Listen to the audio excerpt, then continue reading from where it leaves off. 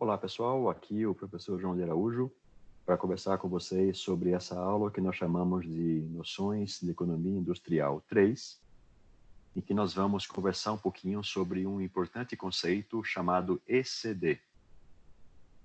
Como que a estrutura de um mercado influencia a conduta ou comportamento das empresas e como essa conduta gera um certo desempenho favorável ou desfavorável de uma empresa em um mercado. Creio que mais de uma vez vocês me escutaram falar em sala de aula que a economia industrial é a ciência que se destina a responder a seguinte pergunta: por que algumas empresas fecham e por que outras vão muito bem, obrigado, prosperam, compram outras e se tornam líderes de mercado? A resposta para essa pergunta, pessoal, não é sorte, não é tino comercial.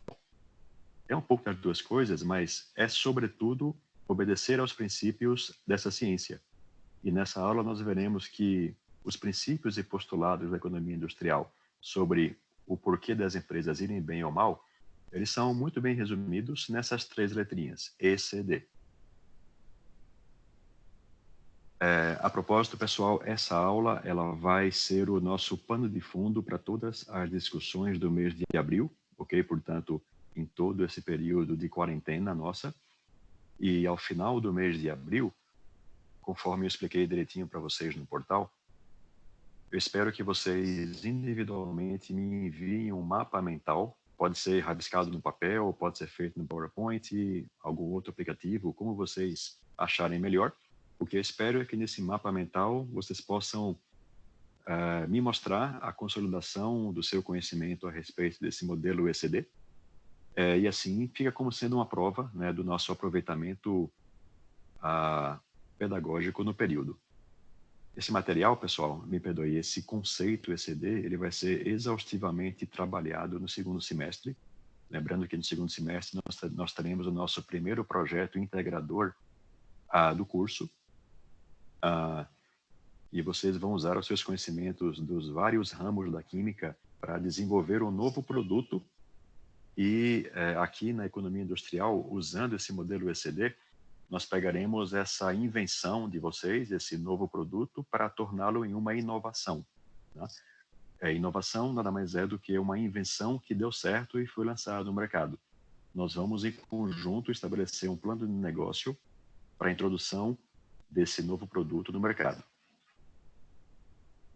Começamos a falar sobre isso prestando aí a nossa homenagem para esses 5 grandes economistas, começando com o professor Edward Mason, que foi o primeiro a mostrar que a economia industrial, de fato, é uma ciência e elaborou os primórdios do modelo ECD. Esse trabalho foi revisado e ampliado pelo professor Frederick Schiller, aí já nos anos 70, começo dos anos 70, seguido pelo trabalho, eu vou chamar de divisor de águas, do professor Michael Porter. Vamos falar bastante sobre o trabalho dele. Revisitado pelo professor David Gross, já nos anos 90. E aqui, por último, está a professora Renée Maubourg, que é a economista que nos trouxe o conceito da estratégia do Oceano Azul. Na verdade, nós não veremos esse conceito nessa aula, teremos uma aula dedicada só para isso, é a nossa próxima aula. E a professora Renée, ela traz justamente os desdobramentos na atualidade do modelo ECD. Primeiro, pessoal, vamos começar revisando as premissas, né, da chamada teoria econômica neoclássica. Quais são as principais hipóteses desse modelo econômico neoclássico? Primeiro, como vocês devem lembrar, o mercado ele apresentava um número de empresas suficiente para que toda a oferta, né, daquele mercado fosse dividida equalitariamente entre aquelas empresas, e esse volume de produção seria suficiente para que as empresas atingissem o seu custo médio mínimo. Então, pensando aí nas variáveis de economia de escala, né, esse mercado idealizado pelo modelo econômico neoclássico preconizava que as empresas produziam o suficiente para terem o seu custo otimizado. O enriquecimento, né, ou seja, as taxas de lucro desse mercado, elas eram equalizadas entre as várias empresas, porque nesse modelo ideal, a mobilidade de fatores, né, seja investimento em equipamentos ou em treinamento de pessoal, esses investimentos eram feitos da mesma forma entre as várias empresas e não havia barreiras à entrada de novos competidores naqueles mercados. E por último, como vocês devem lembrar, nesse modelo que deu muito certo, né, vamos reconhecer, até o finalzinho do século XIX, nesse modelo as empresas produziam produtos homogêneos e a tomada de decisão dos consumidores entre comprar das empresas A, B ou C era unicamente associada com o preço, né? Quem tinha o melhor preço levava o volume. Então as empresas eram tomadoras de preço e não ditadoras de preço, e elas obedeciam à flutuação de oferta e demanda daquele mercado, de acordo com o preço que o consumidor estava disposto a pagar. Nós sabemos que aí, um pouco depois da Segunda Guerra Mundial, isso mudou radicalmente, né? As empresas começaram a ter que disputar mais fortemente entre si, e o fator do seu sucesso deixou de ser exógeno, né? Meramente obedecendo um preço que o próprio mercado ditava, para ser endógeno. O que quer dizer isso? Que as próprias empresas eram responsáveis pelo seu destino. E elas podiam fazer isso tendo um produto diferenciado em relação à concorrência. Agora, os consumidores não mais tomavam decisões baseadas unicamente em preço, mas também na qualidade dos produtos das empresas A, B ou C, ou da sua experiência, né, em comprar daquelas empresas A, B ou C. E todo esse questionamento, né, que nos trouxe a escola schumpeteriana da economia, que é vigente até os dias de hoje, foi muito baseado nesse modelo ECD. Esse modelo ele se contrapõe à teoria neoclássica para o comportamento das empresas no mercado, né? E é sobre esse modelo ECD que nós vamos falar nessa aula. Então, o que é o modelo ECD, pessoal? Essa é uma aula curtinha, tá? Poucos slides, mas slides bem densos. Aproveito e peço que vocês consolidem seu conhecimento pesquisando bastante na internet. Esse é um modelo amplamente discutido e disponibilizado na internet. Basta googlar modelo ECD e vocês verão aí materiais bastante interessantes. Mas, enfim, aqui vai o nosso resumo. ECD, e eu vou ler com vocês, é um modelo que demonstra a relação de causa e efeito que existe entre a estrutura de um mercado, ou seja, as suas características, as suas peculiaridades, e a conduta ou comportamento de uma empresa naquele mercado. E essa conduta ou comportamento leva a um desempenho bom ou ruim das empresas. Simples assim, pessoal. Falando um pouquinho sobre a estrutura de mercado, o que queremos dizer sobre isso? Quantos clientes nós temos nesse mercado? Quantos fornecedores estão nesse mercado? O quão diferenciados são os produtos naquele mercado? Existem barreiras à entrada ou saída das empresas? Qual é a estrutura de custos? Quais são os principais custos no estudo da lucratividade daqueles produtos? Aquele mercado, ele tem a sua cadeia produtiva integrada ou não? Vocês devem lembrar nossa discussão sobre isso na última aula. É o quanto diversificados são os produtos naquele mercado. Tudo isso é a estrutura do mercado e as empresas, elas se organizam para atender aquela estrutura. Eu tenho aqui um slide adicional falando sobre estrutura. Então, pessoal, para você conhecer o mercado, no mercado em que você vai atuar, né, você teve aí uma grande ideia em um certo mercado. Antes de você entrar nele, é importante que você, primeiro, faça uma lista das coisas que você tem que atender, né, para entrar nesse mercado. Quem vão ser os seus principais concorrentes? Quem são os seus fornecedores?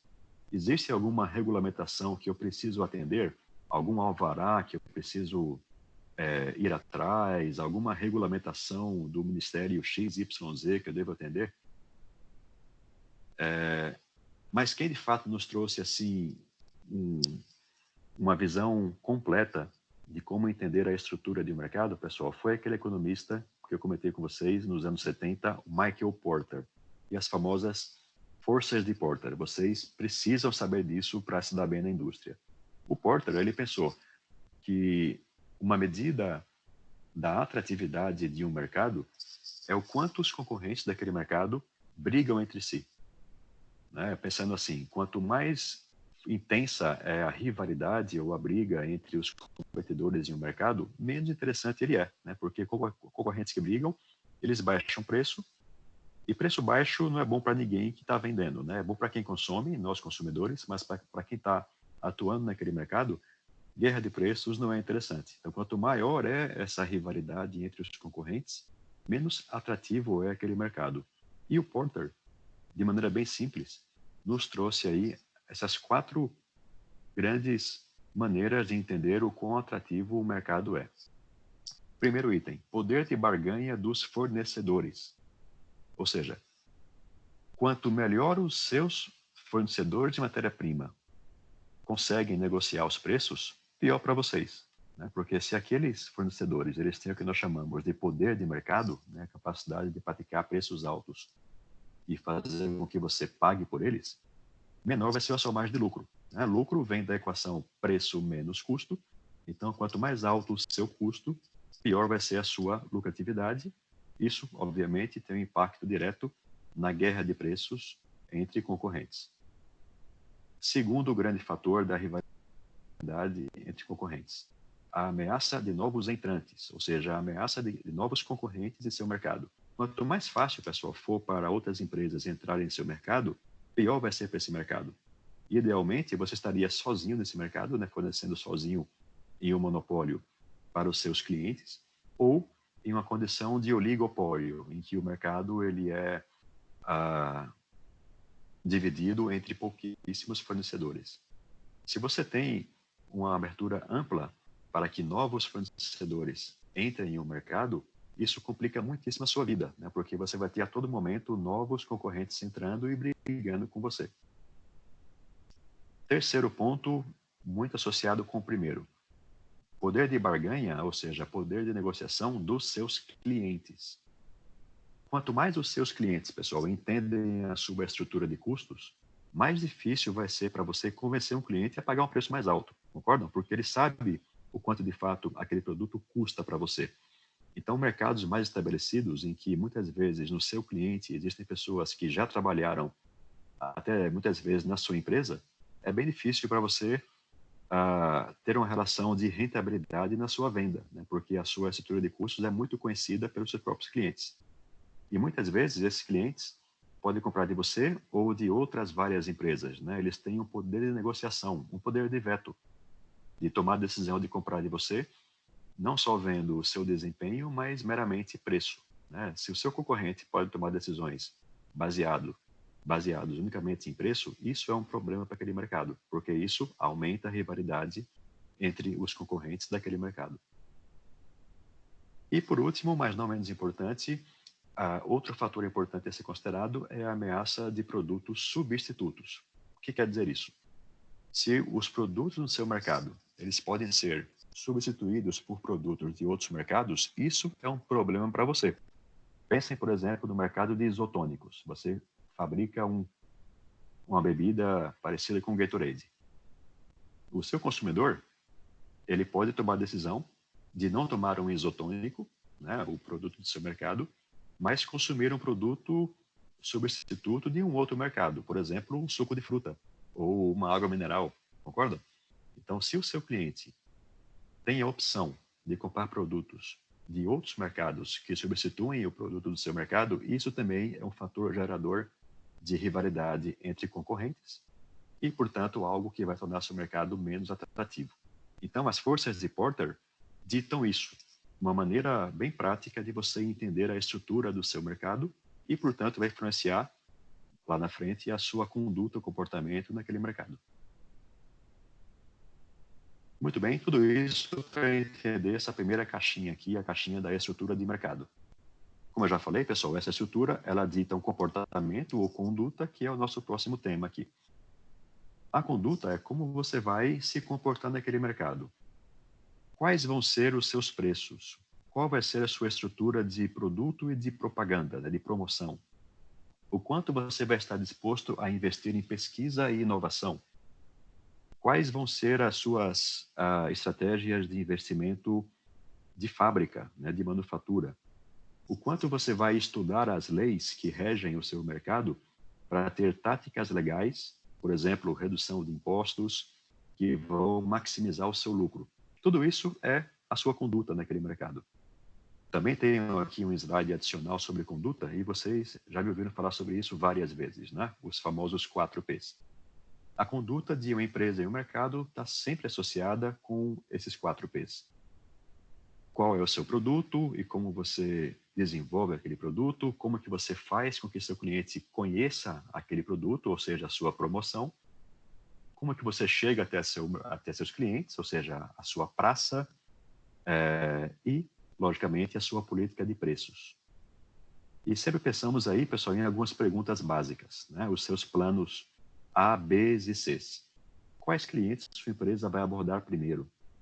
Como sua empresa vai se defender quando os concorrentes souberem que você existe, e contra-atacarem?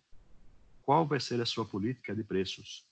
Como que você vai saber que seus clientes conhecem o seu produto? Ou seja, qual vai ser a sua estratégia de anúncio desses produtos?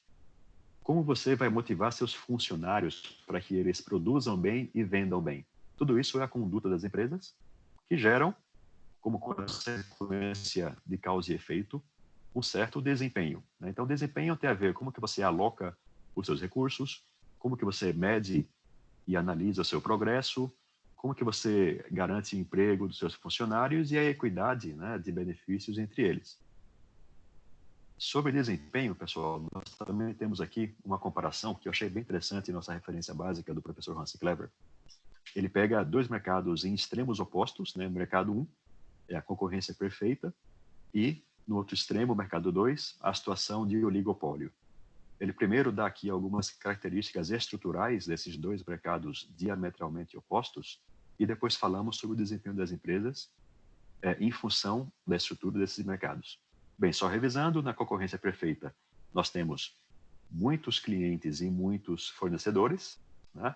Porque a demanda é infinita, todo mundo tem para quem vender, o produto é estritamente igual, o produto é homogêneo e não existe barreiras à entrada de empresas naquele mercado. É uma situação que sabemos que não é real e que é todo o oposto do oligopólio. No oligopólio, nós temos pouquíssimas empresas concorrentes, cada uma delas com um produto bastante diferenciado, ou seja, a tomada de decisão do consumidor é drivada por preço, mas também por a percepção de qualidade de cada uma das marcas, e existem sim barreiras tanto à entrada como para a saída das empresas daquele mercado. Essas estruturas tão diferentes levam também a desempenhos diferentes. Então, em um mercado da concorrência perfeita, não existem os chamados lucros extraordinários, já falamos bastante sobre isso. A alocação de fatores é ótima e não há inovação. Por quê? Porque o produto é exatamente igual entre as empresas. No extremo oposto, no oligopólio, existem sim lucros extraordinários, porque as empresas têm poder de mercado, né? Ou seja, elas podem comprar o produto mesmo que o preço seja mais alto, por uma percepção diferenciada. A alocação não é ótima dos fatores, porque quem vende mais investe mais, e a inovação não só é provável, como é também uma questão de sobrevivência. Né? Mercados que não inovam fatalmente vão se submeter a uma guerra de preços, e a guerra de preços não faz bem a ninguém. Esse, então, é o modelo ECD, pessoal. O que eu não comentei é que o governo, né, ele tem uma participação muito importante nos mercados. Eu, como neoliberal, creio que o governo só deveria se preocupar com educação, saúde e segurança. Né? É isso que o governo faz ou deveria fazer bem. Mas nós sabemos que, na prática, o governo não faz só isso, ele também interfere na prática comercial dos mercados. E eu queria falar um pouquinho sobre essas intervenções governamentais nos mercados. Né? Como que impostos e reduções de impostos, ou seja, os subsídios, influenciam os mercados, regras de comércio internacional, ou seja, os governos protegendo a produção local contra a importação de itens similares, a regulação e controle de preços, políticas antitrust e de provisão de informações. Para exemplificar bem isso, pessoal, eu trouxe aqui o exemplo do mercado farmacêutico. Okay? A maioria de vocês, em 99, eram bebês ou bem jovens, né? Então, eu comento com vocês de maneira histórica. Em 1999, pessoal, o então ministro da Saúde, José Serra, ele fez o que foi, na minha visão, um dos maiores benefícios desse político para a economia brasileira. Foi a lei dos medicamentos genéricos. Até então, você comprava um remédio pela sua marca, né? E com essa lei, que foi publicada, creio, no segundo semestre de 99, os laboratórios poderiam produzir contratipos, né? Ou seja, medicamentos com o mesmo princípio ativo, apenas com a molécula que gera o benefício fisiológico, né? Sem se preocupar com a marca daquele remédio. Vejam o que isso trouxe para o mercado farmacêutico no Brasil. Esse índice, o índice CR4, ele nos mostra o quanto um certo mercado está concentrado nas 4 maiores empresas daquele mercado. Então, por exemplo, no ano 1995, 18% do volume de produção de remédios no Brasil estava na mão das 4 maiores empresas farmacêuticas do Brasil naquela época. E esse número ele foi aumentando ao longo do tempo, né? Vejam que em 1998 ele chegou a 24%. Em 99 teve um pico de quase 32%, ou seja, 32% do mercado brasileiro de remédios estava na mão das 4 maiores empresas. E aí o que aconteceu? No fim desse ano veio a lei dos medicamentos genéricos, que abriu a produção desses medicamentos para dezenas, centenas de outros laboratórios menores, né? E isso trouxe um impacto muito grande no mercado farmacêutico. Vejam que de um ano para o outro, de 99 para 2000, essa concentração do mercado na mão das 4 maiores empresas diminuiu daquele pico de 31,8% para 17%, né? Baixou ainda mais, até 16%. E hoje, né, 20 anos depois, esse número continua muito baixo, né? Veja como uma lei pode influenciar brutalmente as práticas mercadológicas de uma certa indústria, nesse caso a indústria farmacêutica. E é isso, pessoal. Vejam que o desempenho de uma empresa, né, o que faz uma empresa mandar muito bem ou fechar, é muito influenciado pelas estratégias daquela empresa, né? Então, não subestimem a importância de uma boa estratégia na condução do seu negócio. Essa estratégia e condução do negócio tem que estar muito associada com o mercado e suas características. A melhor coisa para entender o mercado é mapear as forças de Porter para aquele mercado, como nós vimos, e não subestime a importância do governo para uma certa indústria. Então, sempre que um governo ele quer privilegiar A, B ou C, ele baixa impostos para um, aumenta para outros, né? E isso nós temos que...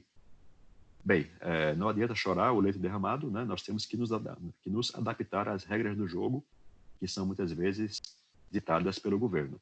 De maneira tal que, como nós mostramos nesse quadrinho, né? Vejam que esses 3 conceitos, a estrutura de um mercado, a conduta da empresa naquele mercado e, portanto, o seu desempenho, elas são muito interassociadas entre si.